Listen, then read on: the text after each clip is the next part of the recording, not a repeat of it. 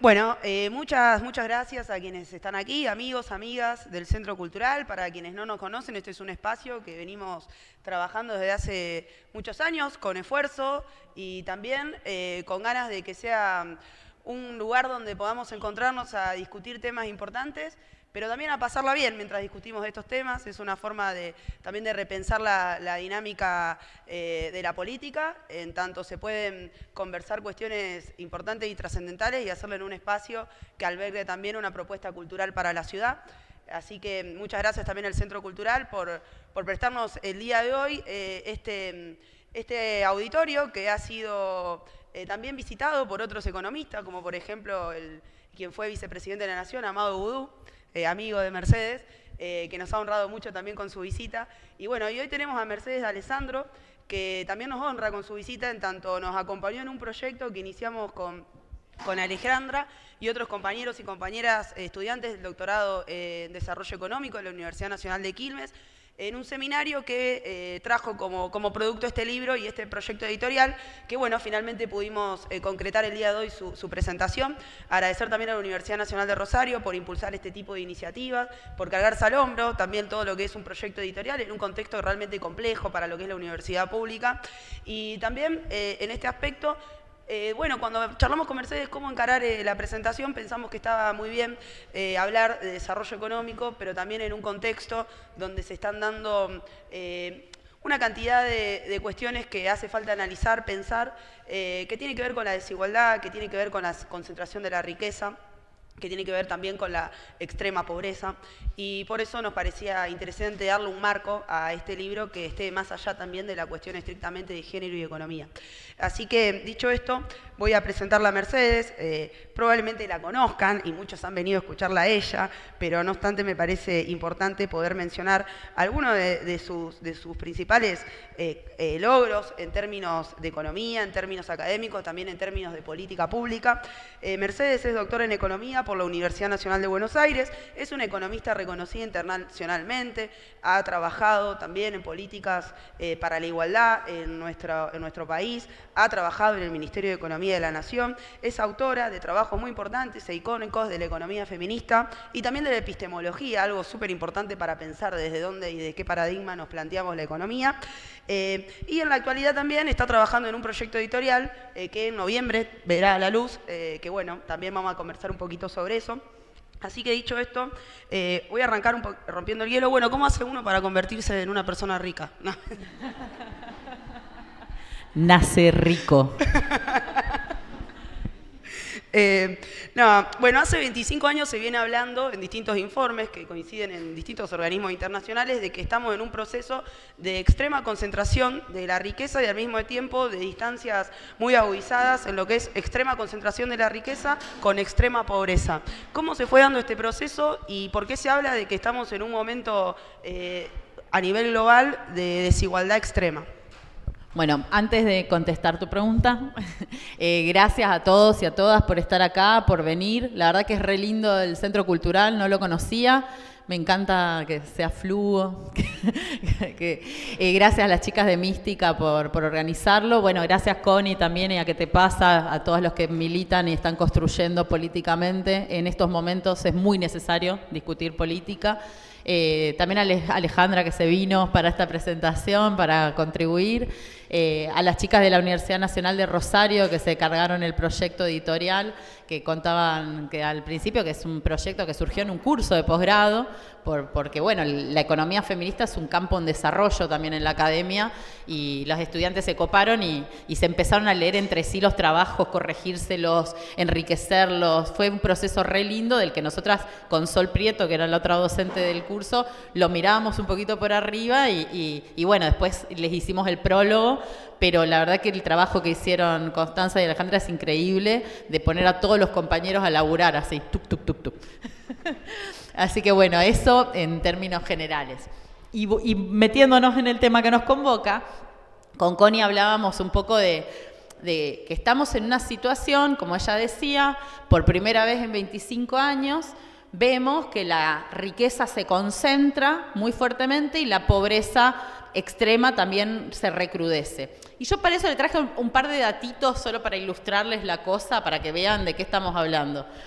Si los 10 más ricos del mundo, las 10 personas más ricas del mundo, se gastaran $1 millón por día, o sea, imagínense ustedes con $1 millón diarios. ¿Les gusta la idea?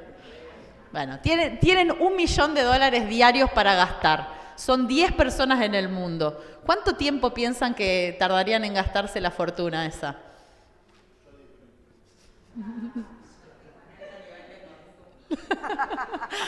Estamos hablando de $1 millón, ¿eh? Es un alto nivel de consumo. 414 años. O sea, imagínense la guita que tienen las 10 personas más ricas del mundo, que gastando $1 millón diarios tardarían 4 siglos en gastarse la plata. O sea, no les alcanza la vida para gastarse la plata que tienen, ni a ellos ni a, no sé, 5 generaciones después. Otro dato, en América Latina, un trabajador promedio, cualquiera de ustedes son un promedio, a menos que haya algún excéntrico millonario oculto. Hay algún millonario que vino a contar sus secretos, avise. ¿Saben cuánto debería trabajar uno de ustedes para ganar lo que gana Carlos Slim, el mexicano más rico de América Latina? 11 días. No, esto es menos. Solamente 90 años deberías trabajar para ganar lo que gana en un día Carlitos Slim. O sea, tenés tiempo. Por ahí, si se cubren algo para alargar. Otro más, porque ya que estamos, ¿no? En la pandemia, en el año 2020, mientras estábamos tratando de evitar los contagios, encerrados en muchos casos, los chicos sin ir a la escuela, con un montón de restricciones para trabajar, para salir, caía 1 millón de personas en la pobreza por día. Cada 33 horas, calcula un informe de Oxfam, 1 millón de personas se hacían pobres. Y en esas mismas 36 horas nacía uno de estos 1000 millonarios, es la traducción de billonario, ¿no? Nacieron, imagínense, cada 33 horas nació un nuevo 1000 millonario en el mundo mientras 1 millón de personas se hacían pobres. No tenían para comer. Esos son los niveles, ¿no? Estos, podría decirle un montón, me anoté algunos, los que más me llamaron la atención. Hay un informe que se llama, que a mí me gusta mucho el título, se llama Profiting from Pain, es como ganando o beneficiándose del dolor. ¿Por qué esto? Porque esta extrema desigualdad que estábamos mencionando aparece en un momento de mucho dolor. Aparece en la segunda crisis más importante de este siglo, que es la pandemia. La pandemia, no hace falta que les explique a ustedes qué es, fue una crisis de salud que se convirtió en una crisis económica, que generó una crisis que multiplicó, la crisis del cuidado, que generó una crisis en el mundo laboral tremenda y que todo convergió después en una crisis política también inédita.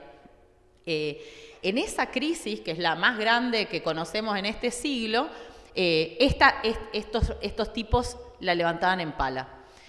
Y estos tipos no son cualquier tipo de rico, sino que son de 4 áreas: de alimentos, de energía, de farmacia y de tecnología.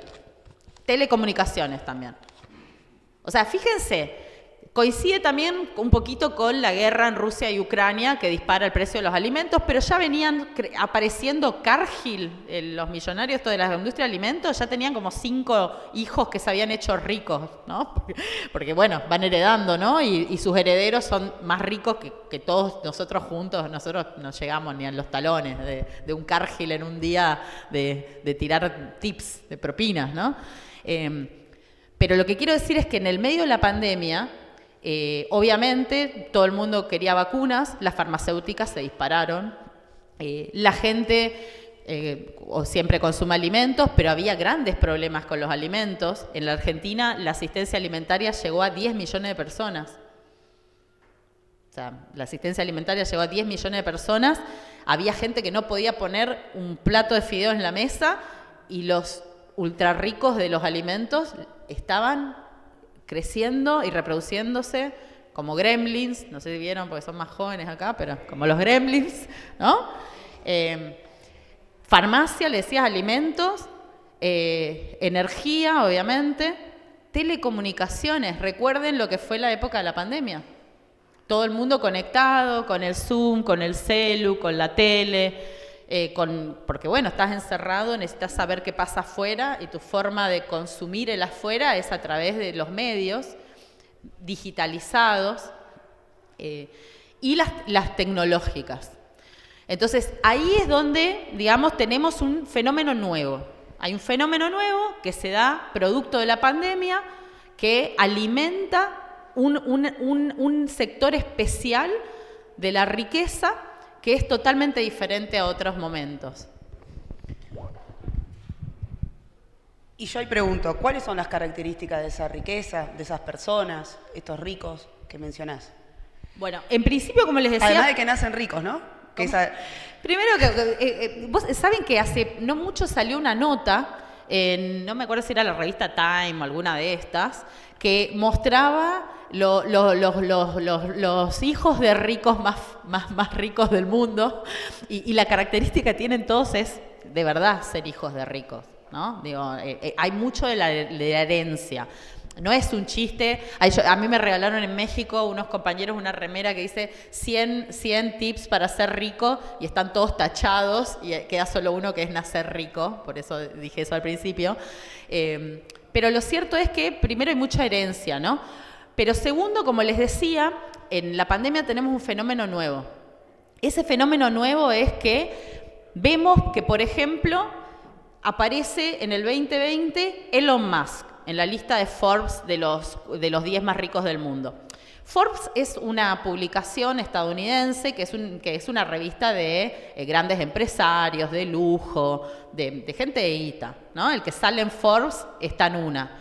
Esa revista se empieza en 1983, el señor Forbes, resulta que lo invitan a una fiesta y él se da cuenta que esa fiesta lo hacía una mina en Nueva York que vivía en la Quinta Avenida, que tenía una casa de esas que se ven en las películas, mansiones divinas, y ella hacía una fiesta que era para 400 personas.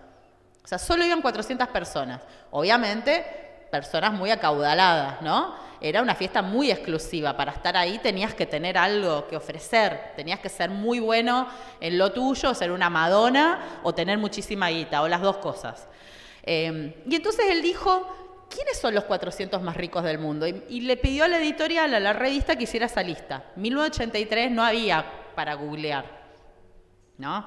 Entonces fue un trabajo que hicieron periodistas, que hicieron miles de entrevistas, viajaron por el mundo, etcétera, y lograron hacer esa lista. Y en el primer puesto estaba un tipo que construía buques de guerra.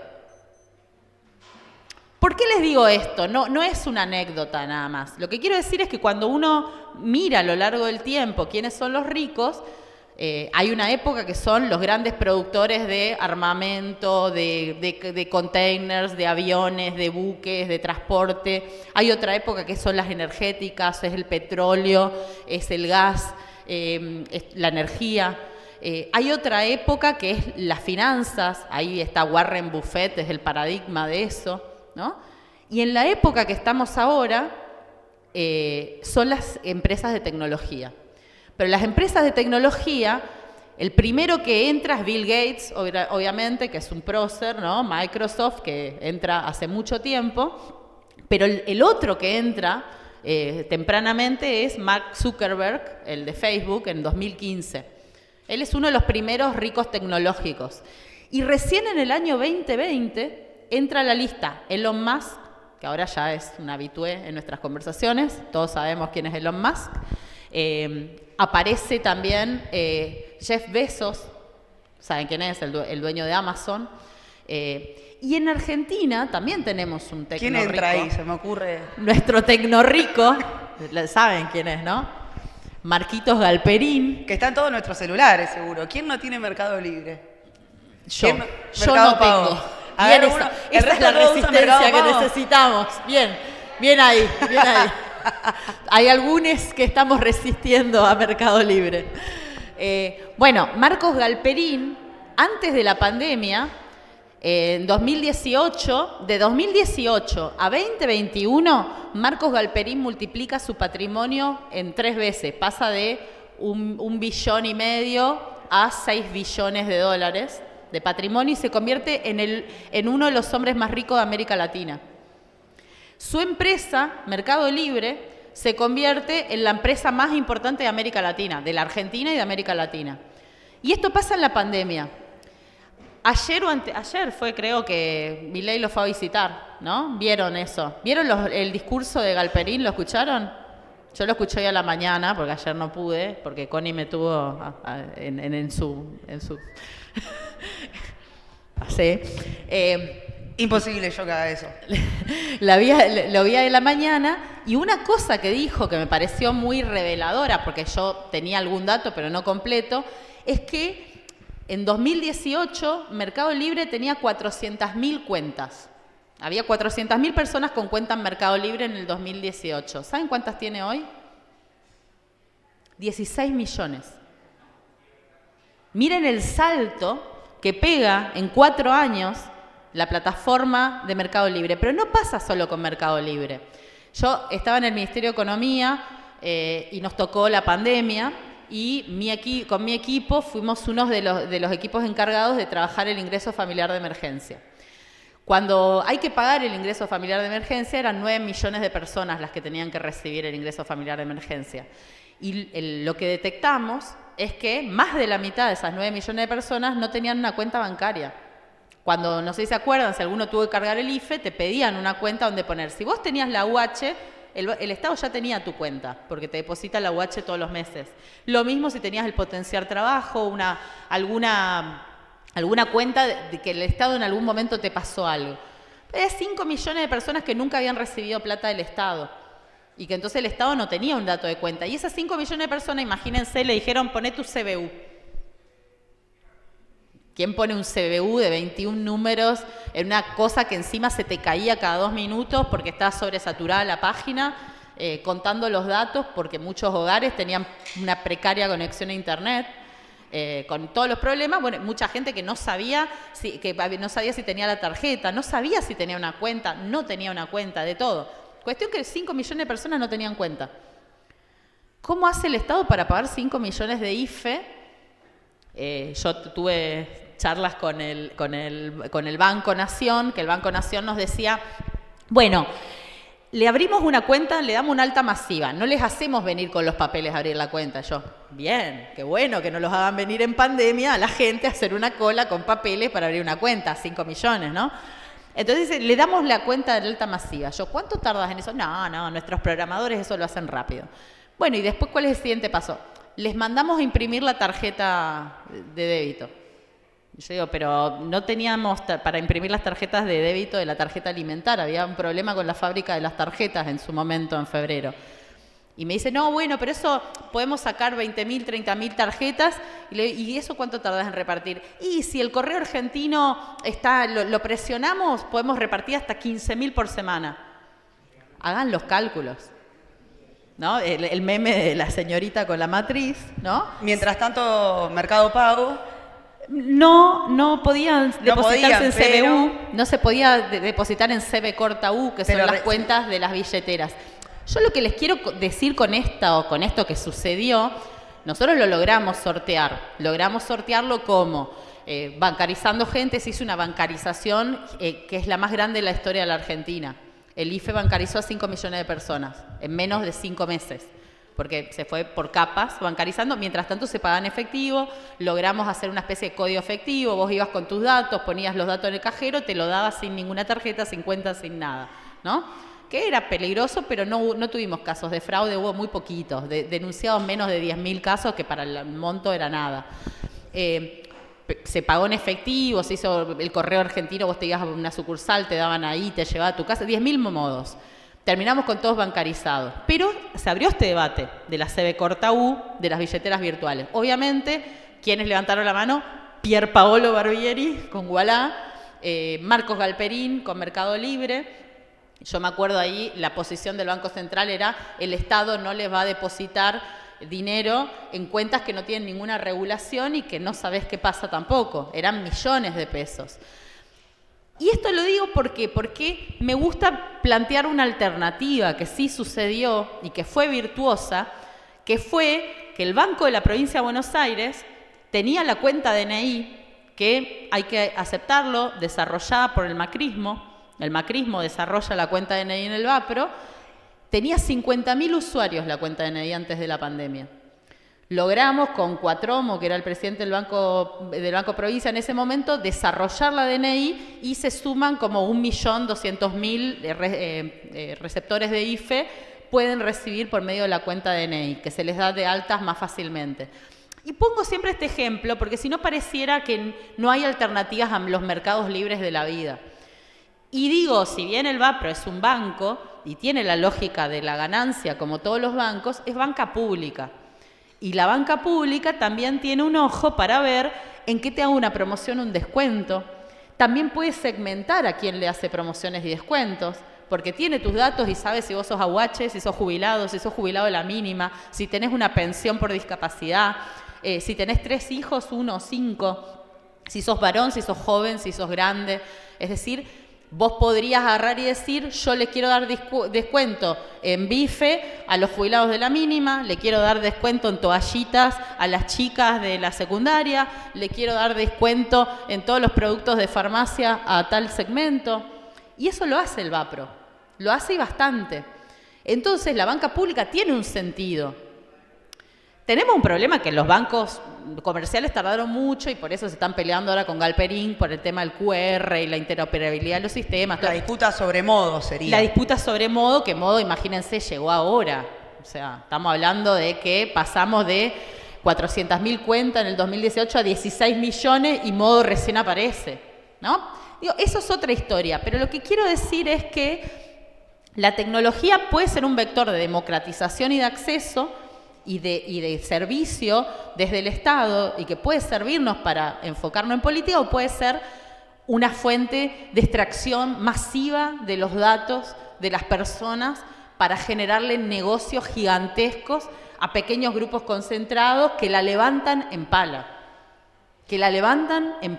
Porque Galperín, como les decía, su empresa creció. En los años de la pandemia dio un salto que no había tenido en toda la época previa. 25 años, dijo Marcos Galperín ayer, que cumplió su empresa.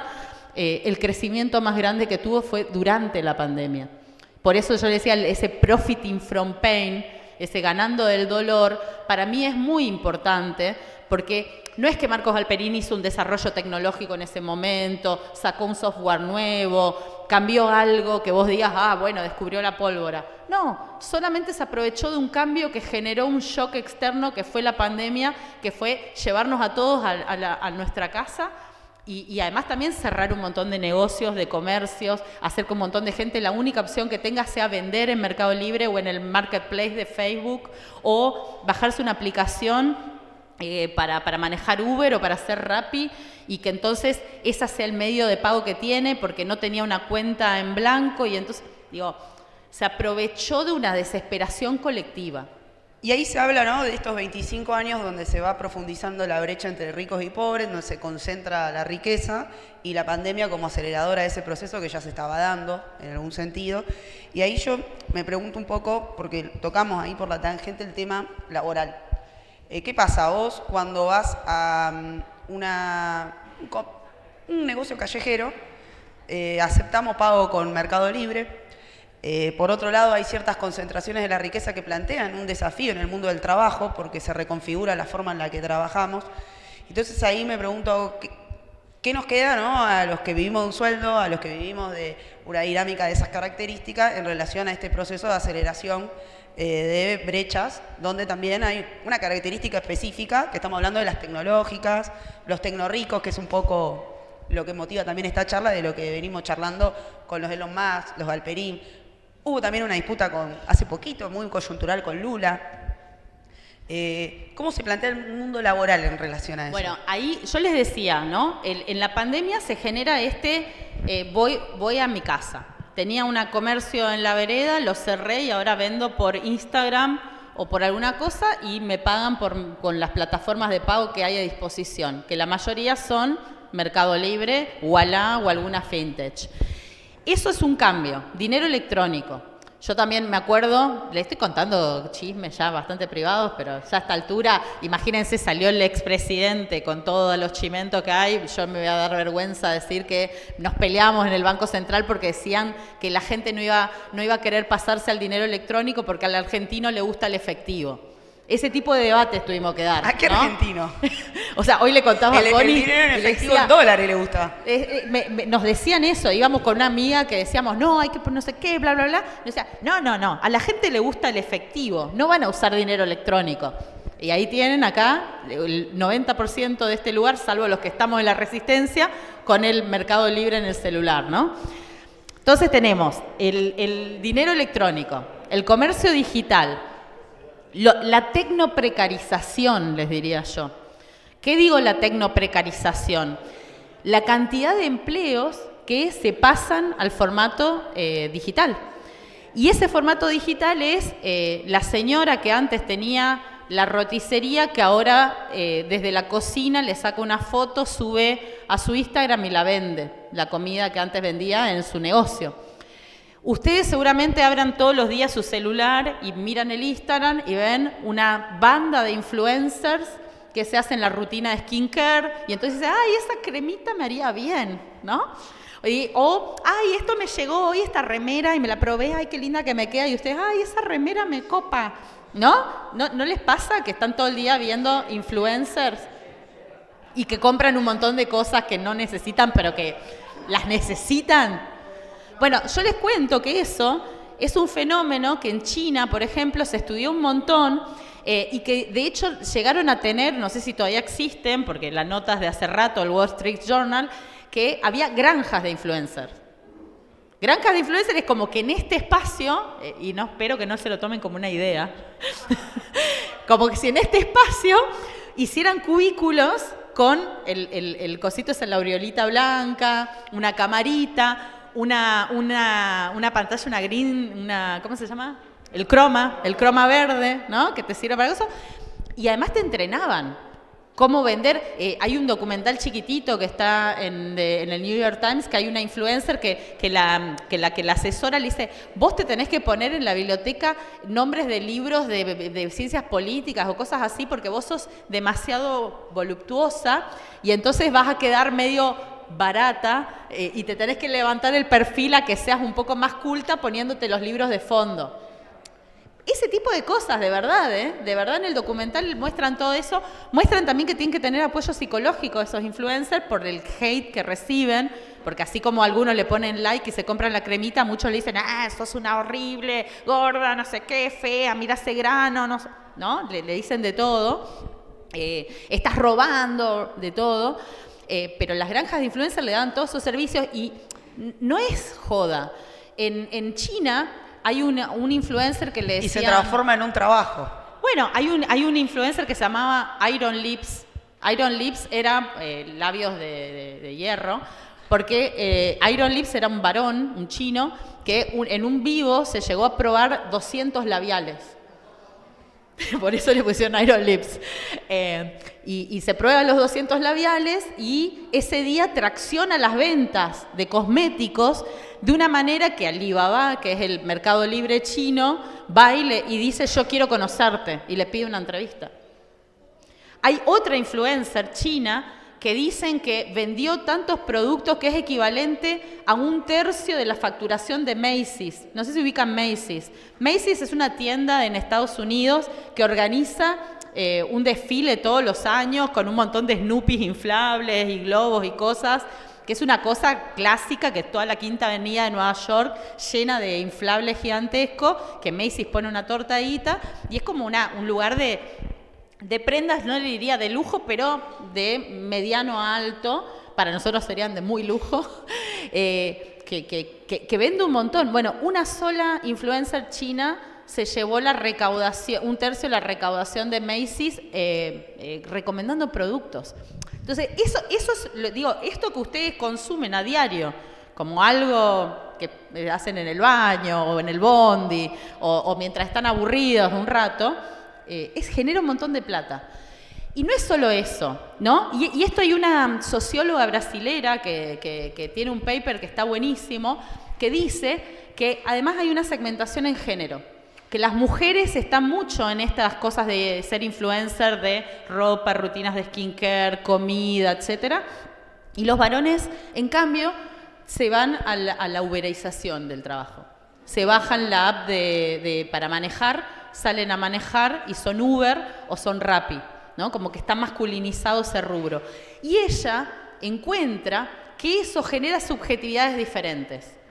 ¿Qué quiero decir con subjetividades diferentes? El tipo que maneja el Uber hace el mismo trabajo que un taxista, pero no es el mismo trabajo que el taxista. Porque el Uber tiene un algoritmo que te premia o te castiga. Te premia si tu auto está limpio y te dan un buen puntaje, si manejaste bien, si llegaste a tiempo, si aceptaste los viajes necesarios, si manejaste una determinada cantidad de horas. Te castiga si cancelas viajes, si te pusieron un mal ranking, si no saliste a manejar 2 o 3 días seguidos. Y entonces genera una especie de competencia, onda gamer, ¿no? Yo quiero ganar, acumulo puntos, acumulo millas, me dan más cosas, me bajan la comisión, me suben esto, me suben lo otro. Y genera también unas cosas de meritocracia. De yo trabajé 8 horas, 12 horas, 13 horas y por eso gano un montón. Y entonces el que no hace eso y que no se esfuerza y no está todo el día sentado arriba, es un vago. Sobre todo los planeros. ¿Sí? Todos los planeros que sabemos que viven a expensas de la sociedad, parásitos sociales, que no. Digo, eso también genera una lucha de pobres contra pobres, la fortalece, porque genera una subjetividad en la cual estos tipos están compitiendo con los demás y consigo mismos. Ese paper cuenta que a las mujeres que son influencers les pasa diferente, porque ellas tienen que generar empatía para que les compren. Tienen que ser algo deseable, tienen que ser un producto. Yo no quiero solamente la cremita que me vende. Quiero que la piba que me venda la crema, yo la quiera ver, porque me cuenta su historia de amor de la noche anterior, qué hizo con las amigas, a dónde fue a comer, cuál es su color favorito, de qué signo es. ¿Vieron a, no sé, la Reini, Sophie Gonet, o no sé, hay un montón? ¿Qué hacen? Se maquillan mientras te cuentan todo lo que le pasó el día anterior. Es decir, ellas, a diferencia de estos tipos que tienen que competir, necesitan generar empatía. Y es muy loco el paper porque es un paper que trabaja con determinados sectores de poblaciones precarizadas en el empleo hace mucho tiempo, que van trabajando con distintas de estas herramientas y cómo eso va transformando también las subjetividades. Entonces, lo que quiero decir es que hay un cambio que excede lo que estamos mirando, decir, bueno, hay un trabajo precario, está la economía popular, está el trabajador formal y el estatal. Tenemos un cambio que es mucho más profundo, que además también genera mucho rechazo de los trabajos que conocemos. Ayer estábamos en la bolsa. Sí, también todos la quieren pegar y ser influencer, o sea, en algún sentido. Que todos la quieren pegar y ser influencer. Bueno, y es re difícil en definitiva, entonces una sensación de frustración permanente. O sea, ¿cuántos la pegan siendo influencer realmente? Bueno, ayer hablamos con la de la bolsa, ¿te acordás? Que nos decía la chica de Recursos Humanos de la Bolsa de Comercio acá de Rosario, nos decía que cuando hace búsquedas laborales para oficios tipo reparaciones o cosas por el estilo, le cuesta mucho conseguir gente. Porque claro, yo no sé, uno le pregunta a un nene de 10 años, ¿qué querés ser? Y capaz te dice youtuber, ¿no? Lo dicen. Yo he escuchado un montón de nenitos que dicen, yo quiero ser youtuber. Y están todo el día mirando ahí. Y es lógico, porque es lo que tienen también como rol. Yo no digo, tampoco da ser ludista y decir todo esto es una porquería, pues nosotros también hemos hecho y pensado que cada cosa, que tampoco vamos a ser los distraídos, ¿no? Pero lo que quiero decir es que es algo que tenemos que empezar a mirar de otra manera, que hay que empezar a mirar, tomar nota, pensarlo un poco, ver cómo eso lo incorporamos. ¿Por qué? Porque a mí lo que me pasa, no sé ustedes, pero muchas veces escucho dirigentes, sindicatos, discusión en partidos políticos, gobernar es crear trabajo. Pero cuando piensan en gobernar es crear trabajo, en su cabeza, o por lo menos en la mía, cuando yo escucho a algunas personas, me aparece un obrero de overol con el casco, levantándose a las 6 de la mañana para ir a la fábrica. Para no llegar a fin de mes. Para no llegar a fin de mes, pero digo, un trabajo que ya medio que no existe, ¿no? Y tenemos leyes laborales.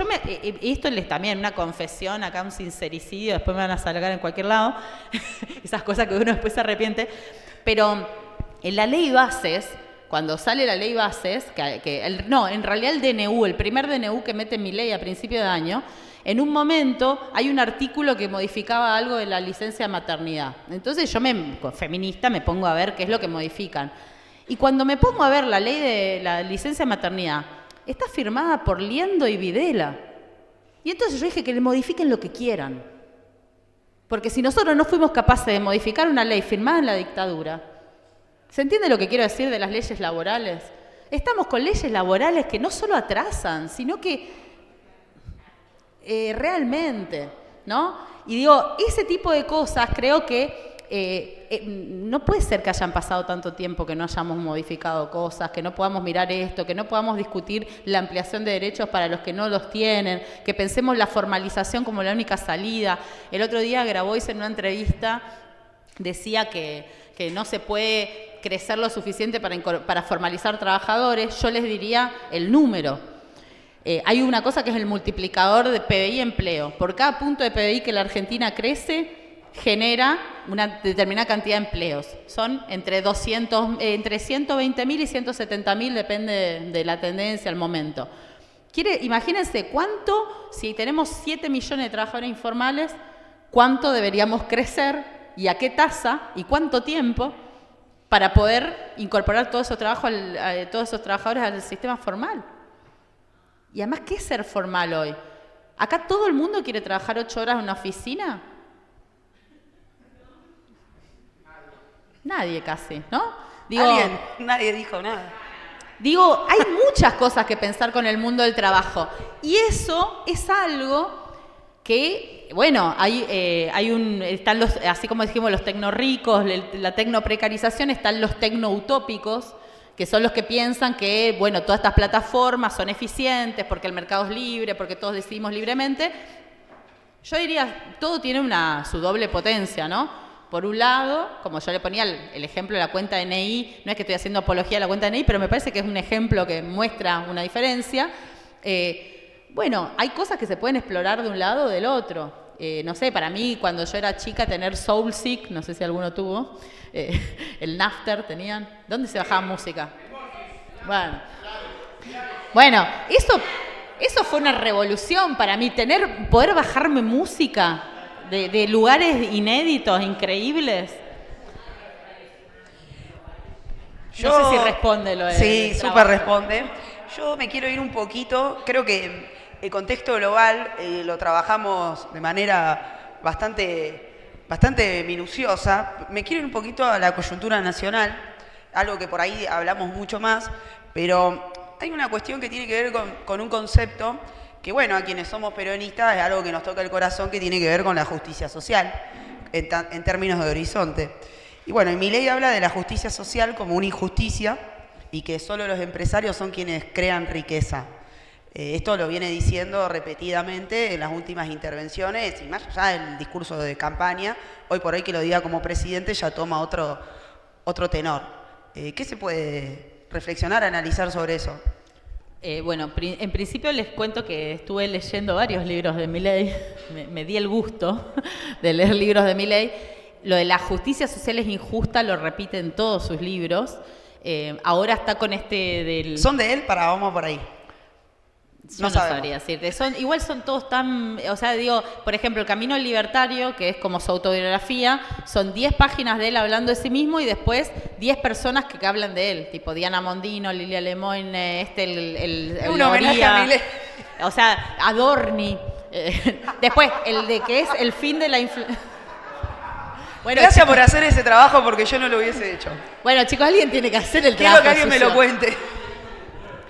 El libro de El fin de la inflación es él, 5 páginas hablando de la inflación. Hay una parte que a mí me mata, que me lloré la risa en un momento, porque dice breve historia monetaria de la Argentina.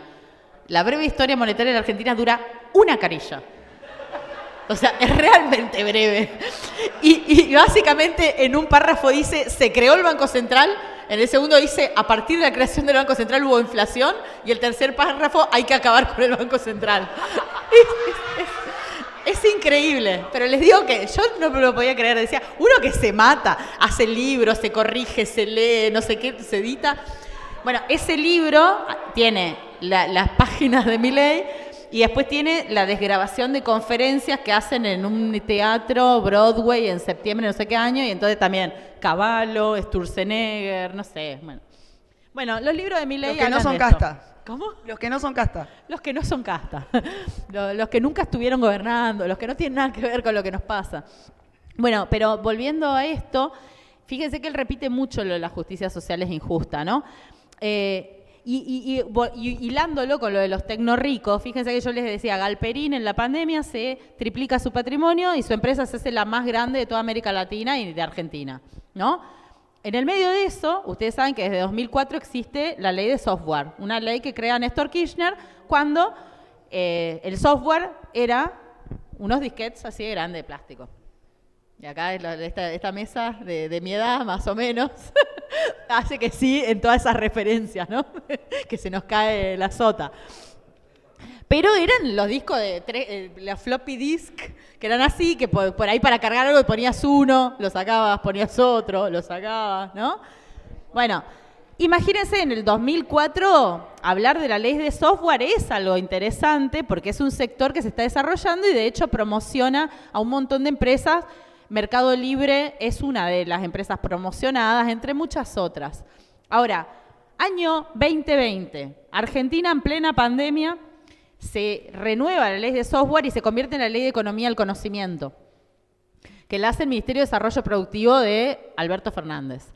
En esa ley de economía del conocimiento viene Marcos Galperín, con su patrimonio triplicado, con su empresa ganando millones, y dice, yo necesito subsidios. Y el Estado se los firma. El ministro de Producción de ese momento dice, sí, Galperín necesita subsidios. No hay plata para otra ronda de IFE, pero Galperín puede llevarse sus 100.000 millones de pesos. Bueno, ahí hay un tema también, ¿no? Porque después, cuando uno dice que esto no da, te dicen que sos pobrista, que sos antidesarrollo, que deberías estar orgulloso de Mercado Libre. Y yo digo, podría ser. Yo no estoy en contra de la ley de software, al contrario, me parece un sector que había que desarrollar. Pero si estamos en plena pandemia, vos no tenés un mango, subió la pobreza y no subió más porque repartiste el IFE y porque pusiste políticas alimentarias. Tenés a los pibes encerrados que no van a la escuela y no les estás dando una tablet ni una computadora. Tenés a los viejitos que no pueden ver a los nietos ni salir porque tienen miedo de morirse. Tenés gente que no se puede despedir de las familias y que gasta un montón de guita en medicamentos, en vacunas, no sé qué. Y Marcos Galperín vos le vas a dar más plata que la que le diste a todo el Ministerio de las Mujeres entero, que es el culpable de todos los males de la tierra, por supuesto, todo el Ministerio de Cultura entero, todo el Ministerio de Ambiente entero. Con menos de 100.000 millones de pesos funciona todo el sistema universitario de la Argentina durante un año. Esa es la plata que se le da a Marcos Galperín en medio de la pandemia. Y cuando nosotros decimos algo nos dicen pobrista. Y esas son las cosas que creo que hay que empezar a poner sobre la mesa. ¿Por qué? Porque hablando de la coyuntura, sabemos muy bien que Milei pasó la motosierra por el Estado, prendió la licuadora de los ingresos, aumentó 10 puntos, 12 puntos de pobreza en apenas 6 meses, aumentó el desempleo y no aumentó más porque el desempleo se está precarizando, por esto que decíamos, que cualquiera hoy se baja una aplicación y tiene un trabajo, aunque precario y autoexplotado. Generó una caída del consumo de alimentos y de medicamentos inédita. Hoy sabemos por UNICEF que hay 1 millón de pibes que se van a dormir sin comer, que 10 millones de pibitos comen menos carne, menos verdura y menos leche que el año pasado, que los viejos saltean los remedios porque no les alcanza y el PAMI encima se los recorta de cada vez más, que los jubilados son apaleados por pelear por 15.000 pesos extra en sus jubilaciones porque son unos degenerados fiscales que le quieren romper el superávit fiscal. Entonces digo, en un contexto en el cual 1/3 de tu ajuste lo pagan los jubilados, otro tercio lo pagan las provincias y otros rubros y otro tercio la obra pública. Las rutas, los puentes, las refacciones de escuelas, de hospitales, el cordón cuneta, la escuelita rural, etcétera, toda la obra pública suspendida y que Sturzenegger dice no va a volver nunca más. Dijo eso hace 2 días, ¿no? O sea, en ese contexto, fíjense que si seguimos repitiendo lo de el único camino era el ajuste, había que ordenar la macro. Yo sinceramente les digo, yo escucho a mis colegas y a mí se me paran los pelos porque estoy harta de escuchar había que ordenar la macro y yo hubiese ajustado mejor. Primero, yo hubiese ajustado mejor. ¿Quién? ¿Los que le dieron la guita a Galperín hubiesen ajustado mejor?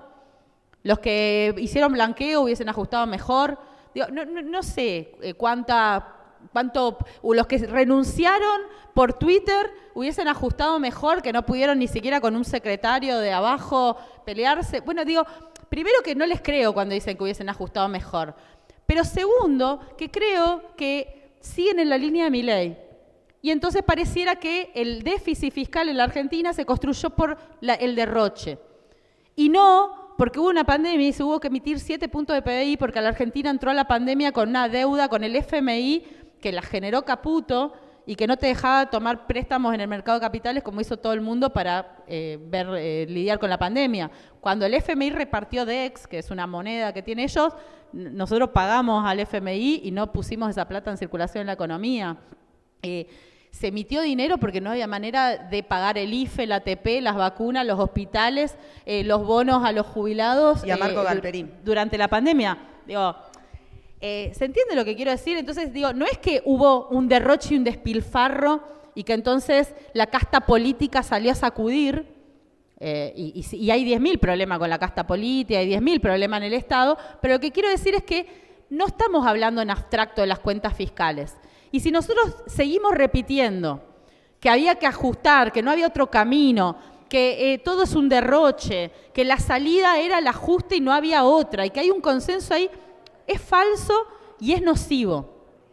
Porque fíjense que cuando este gobierno se retire, porque en algún momento se va a ir, porque yo no le veo un éxito más que tener una inflación baja con una recesión profundísima, no va a quedar nada para ajustar. ¿Qué se va a ajustar? Entonces, sí. Y fíjense que dicen ordenar la macro, además. Yo no sé, ¿qué piensan ustedes que es la macroeconomía? Pobreza, inflación, empleo, salarios. ¿Qué macro está ordenada? Consumo, inversión, exportaciones, importaciones, política fiscal, cambiaria, monetaria. ¿Qué macro está ordenada? ¿Qué macro se ordenó? ¿Por qué nosotros dejamos que digan que se ordenó la macro? Lo único que tiene es una tasa de inflación del 4% porque nadie compra nada. Y es 4%. Es más inflación que la que tuvo Chile el último año. Y vendiendo dólares a lo pavote. Entonces lo que quiero decir es, repetimos muchas veces, y mis colegas repiten muchas veces, había que ajustar, no quedaba otro camino, era un problema el déficit. Yo no estoy haciendo apología al déficit, pero fíjense que vienen festejando el gobierno superávit gemelos. Un superávit es el que hablamos recién, el que está a costa de los jubilados parásitos, que además somos minas, las jubiladas parásitas, todas las minas que no laburaron en su vida y se jubilaron por la moratoria y todo el circo ese, ¿no? Que entonces todo sistema previsional insostenible. ¿Saben de dónde sale la plata de Galperín? De aportes patronales. Y después vienen a decir que es insostenible el sistema, pero no es Galperín solo. La ley de economía del conocimiento son 4 puntos de PBI. Está Galperín, está Globan, está Accenture, está Bagó, están todas las grandes empresas que la levantan en pala en este país hace años, que no necesitan ningún subsidio para funcionar. No es que si le sacan los subsidios, Galperín no come. De hecho, anunció una inversión de 75.000 millones de pesos, menos de lo que se lleva de nuestros impuestos. O sea, digo, no pasa nada si no le dan eso. Y sin embargo, los parásitos son los trabajadores que no pagaron los aportes, las empleadas domésticas de estos mismos tipos que están en negro, que nadie les paga los aportes, los trabajadores de la construcción, que son el 80% están en la informalidad, los comerciantes informales, los gastronómicos informales, digo, ustedes conocen, seguramente la mayor parte de sus amigos trabajan en la informalidad, no tienen aportes, no trabajan blanco, y trabajan todo el día y todos los días. Pero nos hicieron creer que nadie trabaja, que son todos sanguijuelas, que no sé qué, y estos que no pagan los aportes patronales porque el Estado se los subsidia, encima vienen a decirte que el sistema previsional es insostenible. Entonces digo, yo creo que caemos en muchas de las provocaciones de ellos y se las dejamos pasar. Y no les damos esos debates. Y entonces a mí sí me preocupa que muchos colegas míos, varones en general, todos con busito de capucha para hacerse los descontracturados, ¿no? Porque ahora queda mal tener corbata, ser de derecha, entonces se sacan la corbata y se hacen los revolucionarios. Pero repiten las mismas cosas que Milei. Dicen lo mismo. Dicen lo mismo. Dicen exactamente lo mismo. Y entonces yo me pregunto, ¿cómo vamos a hacer para transformar eso? Porque fíjense que cuando ojalá nos toque volver a quienes queremos un mundo inclusivo, mejor, con otra mirada, el Estado que nos va a quedar va a ser mínimo, el tejido social va a estar destruido, el tejido productivo ni hablar, y si vamos a venir a trabajar con economistas que digan hay que ordenar la macro, hay que ajustar, hay que ordenar las cuentas, y no sé qué vamos a ajustar porque no creo que nos quede mucho. Entonces, creo que una de las grandes batallas que ha ganado Milei es esta de la justicia social es injusta, los únicos que producen riqueza son los empresarios, todos los demás. Fíjense que dice esto, los empresarios, los héroes que fugan, ¿se acuerdan? El Yao Yao, él diciendo los héroes que fugan. Y los trabajadores del Estado, ñoquis. Las cocinas de los ollas populares, las cocinas de la corrupción. Los CEOs de la pobreza, los gerentes de la pobreza, las organizaciones sociales. Los jubilados, parásitos que nunca pagaron un mango. Es más, el otro día Majul y todo ese grupete, amiguitos de él, periodistas no ensobrados al parecer, decían que no, que descubrieron que muchos jubilados compraban remedios para la familia, entonces por eso habría que recortarle los remedios. ¿No? Jubilados que te dan ribo, te dan ibuprofeno, no sé, te drogan a la familia. Jubilados bien locos, ¿no? Digo, fíjense cómo todo el tiempo cada uno que está del otro lado de ellos es culpable de algo malísimo y es el enemigo del sistema, y los únicos que son los empoderados, los copados, son los empresarios. Los únicos. Bueno, empresarios de ciertas características. Los empresarios de ciertas características, ¿no? Pero lo que quiero decir es, ese tipo de cosas yo creo que, y para terminar un poquito, ¿no? Recién estaba con Ramiro, que tiene un programa acá los martes de... ¿cómo es? Por las ramas. Por las ramas. Estuvimos charlando ahí, nos echaron del estudio. Nos fuimos por las ramas. El nombre está bien merecido. Él me preguntaba un poco cómo en la política, cómo estamos, ¿no? Y esto creo, ustedes, la mayoría seguramente se organiza, discute política, milita, o por lo menos está interesado, por eso están escuchando acá hoy esta conversación. Un viernes, que está la Feria del Libro. Un aplauso además, para todos.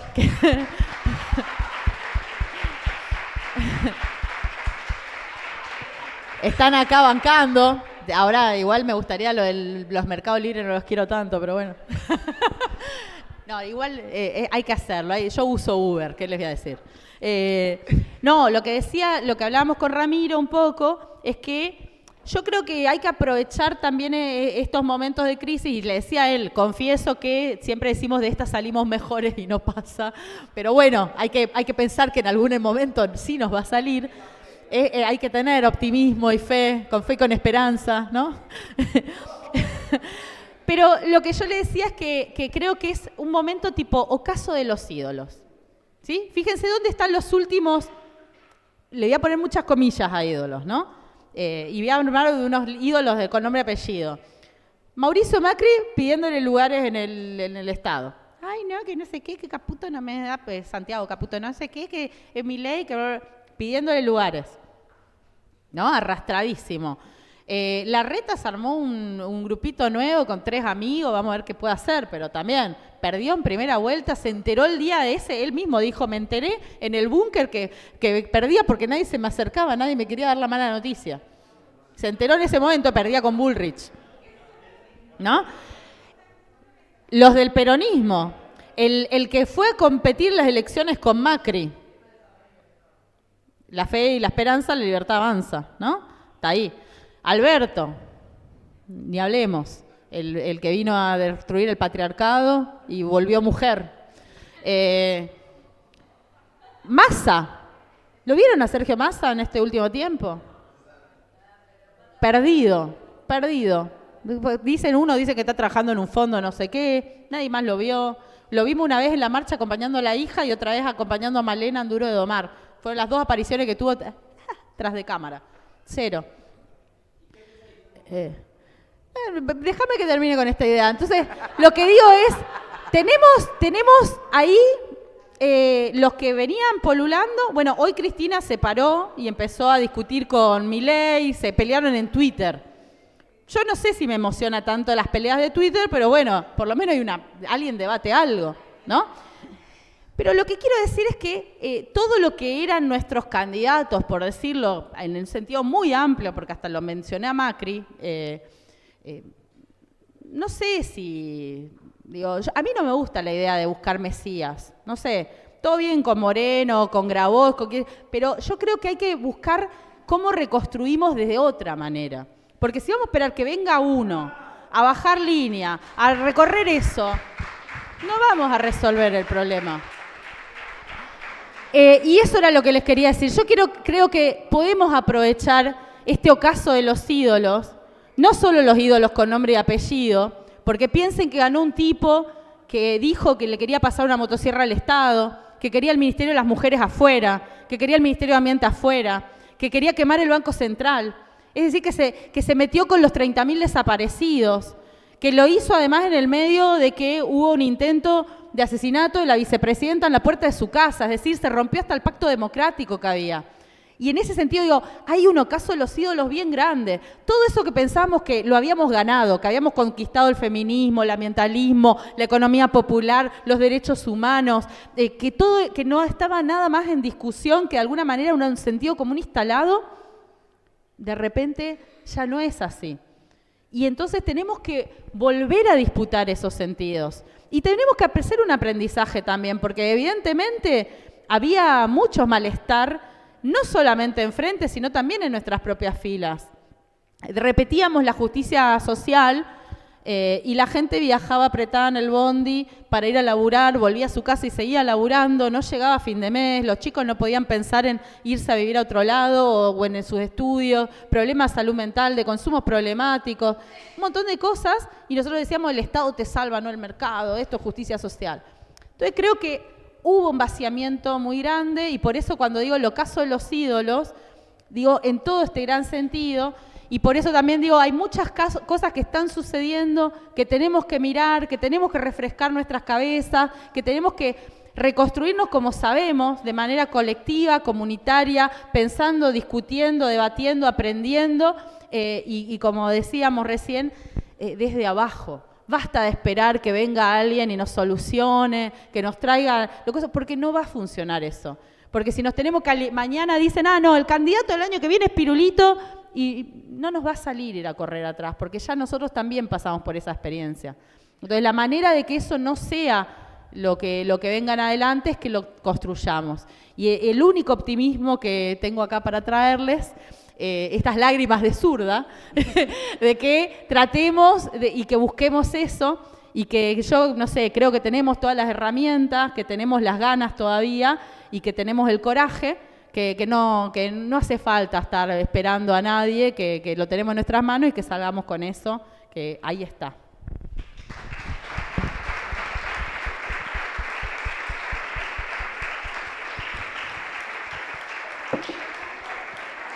Bueno, 2 preguntas de quienes estuvieron escuchando atentamente la charla. ¿Crees? Sí. ¿Quién tiene ganas? Esto es todo improvisación. Y ya no están grabando, así que podemos decir cualquier cosa.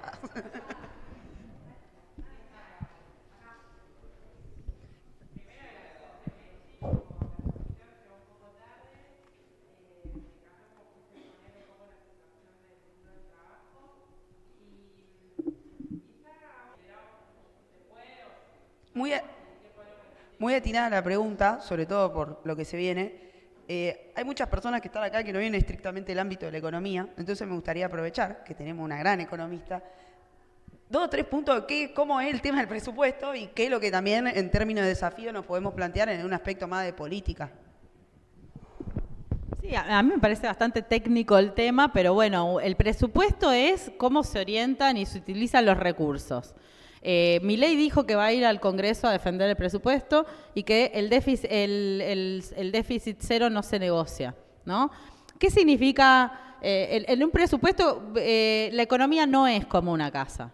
Primera cuestión. Entonces, no piensen eso, ¿no? La economía no es como una casa. El presupuesto tiene ingresos y tiene gastos. Entre los ingresos tenemos dinero que viene por recaudación o por financiamiento, deuda.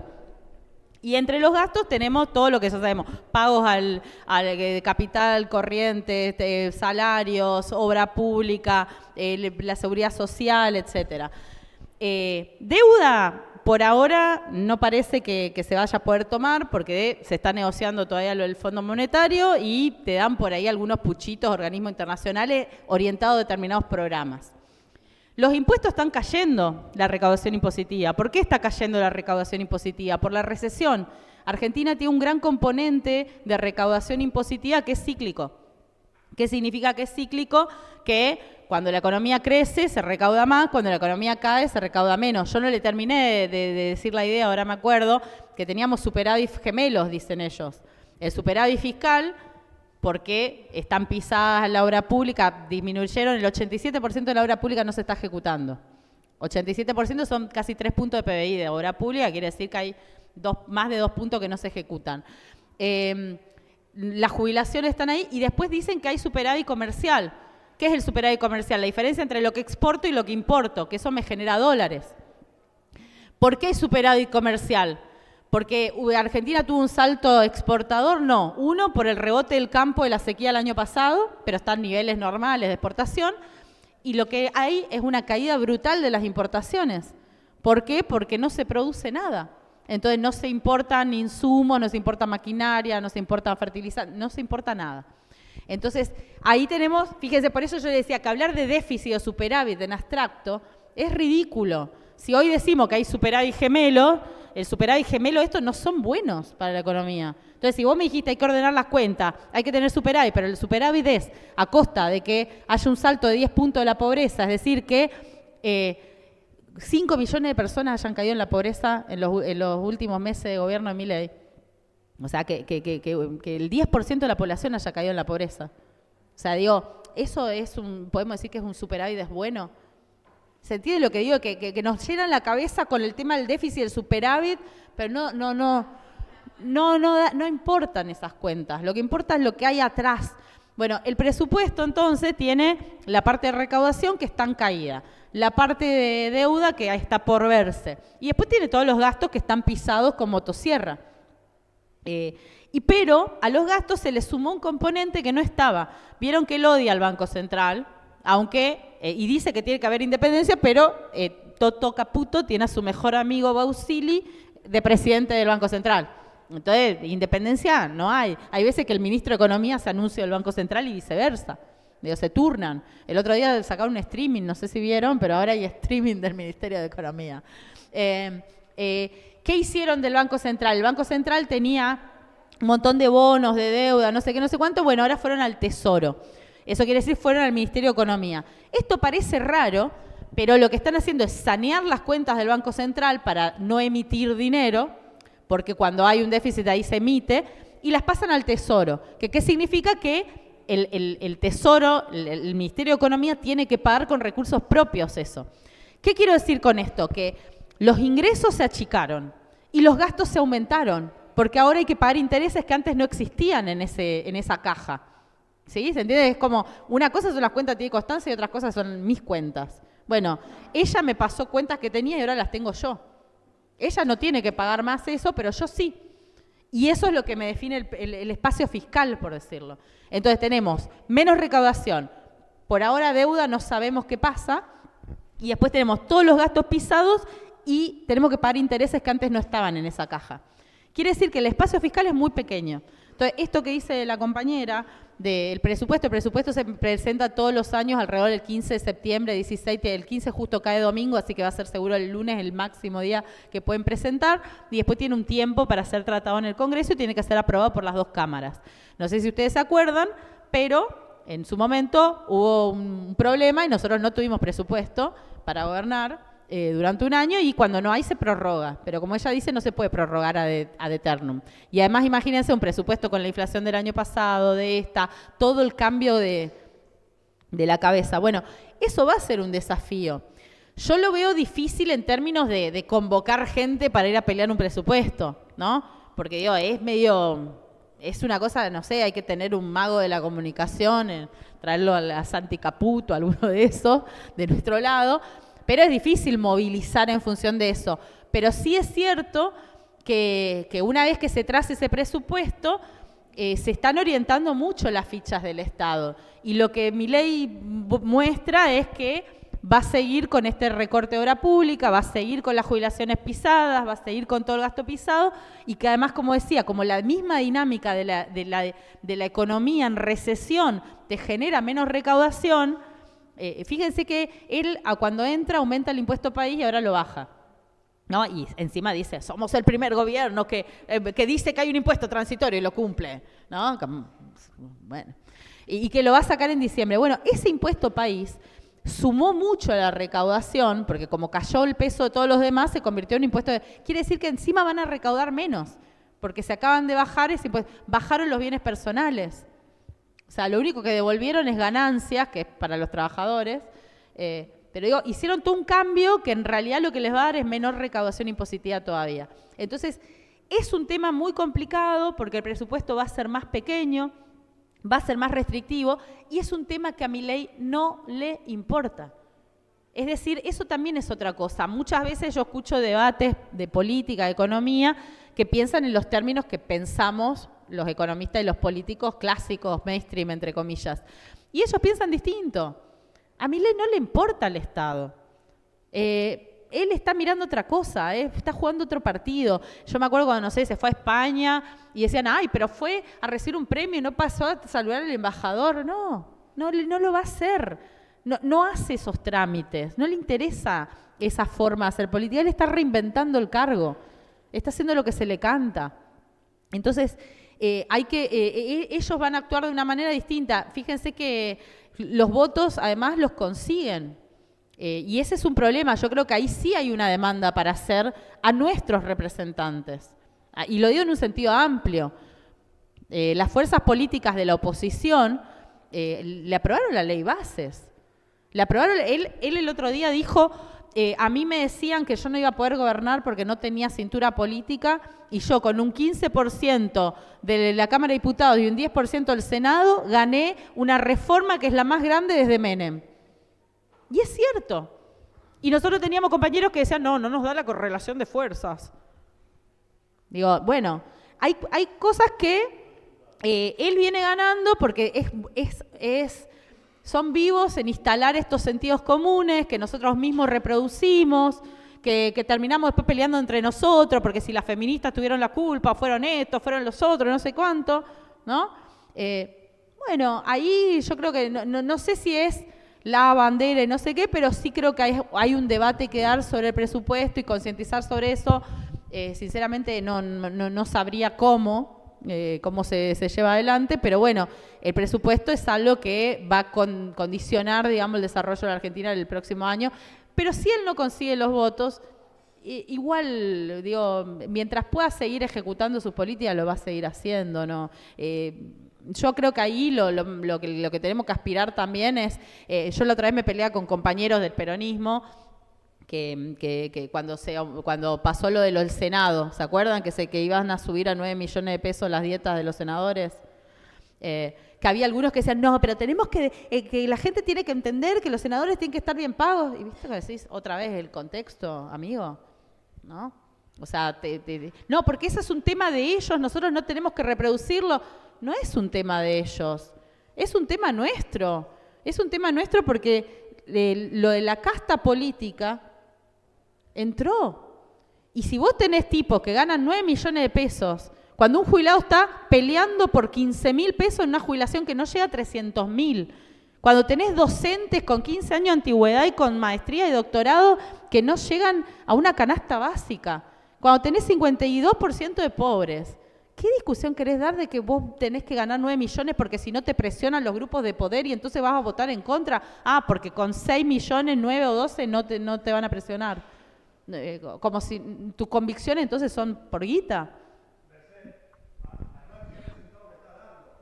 ¿Qué resultado me estás dando también? ¿Viste? Si yo te puse ahí, por lo menos frename algo. Y después también, déjeme decir, muchos compañeros y compañeras que yo no los veo empatizando con el momento. No los veo empatizando con el momento, con comportamientos de casta, en sus redes sociales, en sus fotos. No da. Porque vos después te parás en la esquina a hablar del jubilado que gana 270.000 pesos, pero subí una foto comiendo un bife que vale esa plata. Y bueno, yo la verdad que no quiero más ese tipo de cosas. Y eso yo creo que sí nosotros tenemos que empezar a cuestionar. Nosotros no nos tenemos que fumar más ser parte de una casta política que no empatiza con la gente. Yo no digo que tengamos que proletarizarnos, ir a trabajar en la fábrica y vivir en una villa para estar en empatía con el universo. Pero sí por lo menos tener conciencia de que determinadas acciones generan rechazo. Y que no generan rechazos individuales nada más, generan rechazos a organizaciones y que entonces si vos querés trabajar como una estrella de Hollywood y vestirte de gala y andar por ahí comiendo en lugares chetos y no sé qué, no sé cuánto, y bueno, después no vengas a decir que, ay, pobre jubilado, no sé, pues no te van a creer y yo tampoco te voy a creer y no tengo ganas de militar al lado tuyo. Algunos se imaginarán de quién hablo, pero no es solamente una persona, son muchas personas en esa. Y eso yo creo que eso sí es un debate que no podemos seguir fingiendo demencia ante esos casos. Porque creo que ese tipo de casos son los que después también nos generan las grietas internas, los resentimientos, los problemas.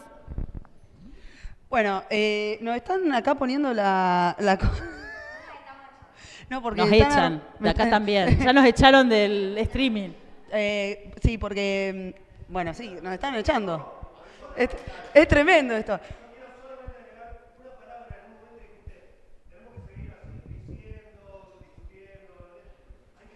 Hay que hacer. Hay que hacer. Discutamos sobre lo que hagamos nosotros, que hagamos, generemos algo, discutir, decir, nos juntamos en una reunión. El otro día ahí sumando, hicimos una charla acá que se llama Brampazo, y bueno, una historiadora habla de que el proceso también de revolución implica que lo que está abajo tiene que pasar arriba. Entonces capaz que hay que empezar a también diseñar las estrategias que permita que eso que está abajo, que está subrepresentado, o que no expresa lo que nosotros pretendemos dentro de un campo político, pase arriba.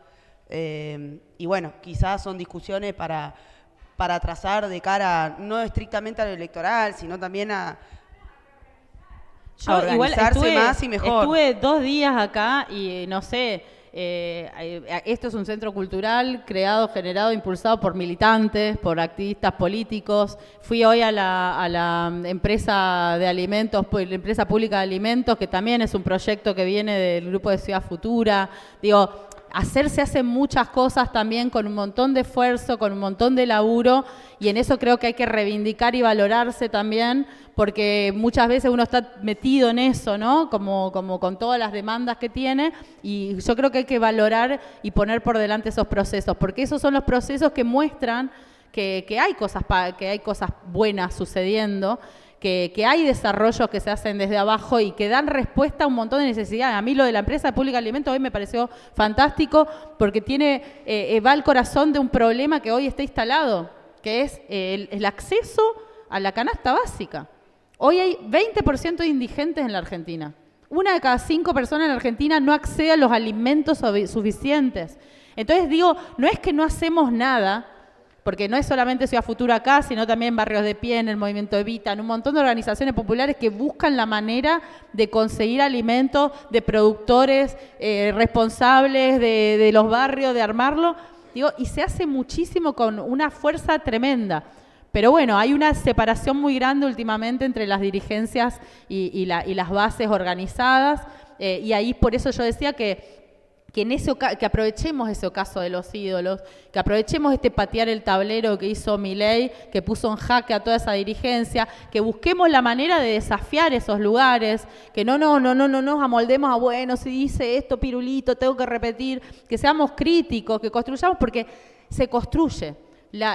Ustedes hoy acá están aportando también, si no son parte de esto, están aportando tomándose la birra porque va a ser para el salario de uno de los trabajadores de este lugar y va a ser para que esto siga funcionando y es un espacio de encuentro para estas charlas, para que alguien venga y toque y haga un show y para que se maten de risa y para que después haya una muestra de arte. Digo, eso también es hacer y esas cosas pasan y eso hay que valorarlo y hay que participar activamente y hay que reconocerse entre sí porque si no pareciera todo el tiempo también nos estamos autoflagelando y la verdad que yo sinceramente yo estoy en esta de rebeldía medio adolescente de que yo no me banco más a los que quieren cobrar 9 millones y después salen con una campaña de juntar firmas en Twitter. Déjame de joder, poné 1 millón por firma por lo menos. En 4 días juntaron 50.000 firmas. Nosotros acá salimos a la esquina y juntamos 50.000 firmas. O sea, ni siquiera les sirve la campaña. Digo, hay una cosa desesperante si esperamos de ellos. No hay nada más triste que un change.org. Déjame de joder. Que estamos juntando firmas para que... No, mentira. Bueno, Mechi, muchas gracias por esta conversación, muy contentos y contentas de recibirte en este lugar, que también forma parte de un espacio que hemos construido a partir de la militancia y al margen del Estado también, más allá de que no tenemos una idea de en contra del Estado, lo cierto es que muchas veces estos espacios se generan y se sostienen en los momentos de crisis, porque son dinámicas que están sostenidas a partir de la cuestión del de abajo.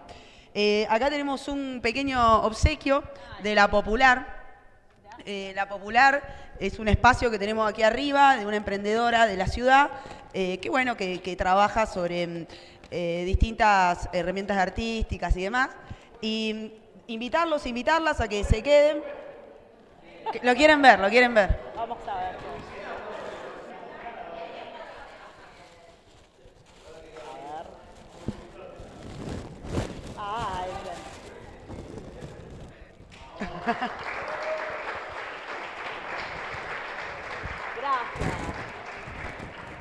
Para que lo lleves a Eva TV. Si hay algo que me gusta son los cuadernitos. O sea, tengo pilas de cuadernos. De todo. Amo estas cosas, realmente. Bueno, y los invitamos a que se queden. Esto es un centro cultural que tiene una agenda cultural. Vamos a charlar un poco de política y también vamos a escuchar un poco de música. Ahora toca la parte de música. Se quedan con Feli Stetler, lo digo correctamente. Aquí está. A partir de los minutos que siguen acomodamos y la quedamos escuchando a ella.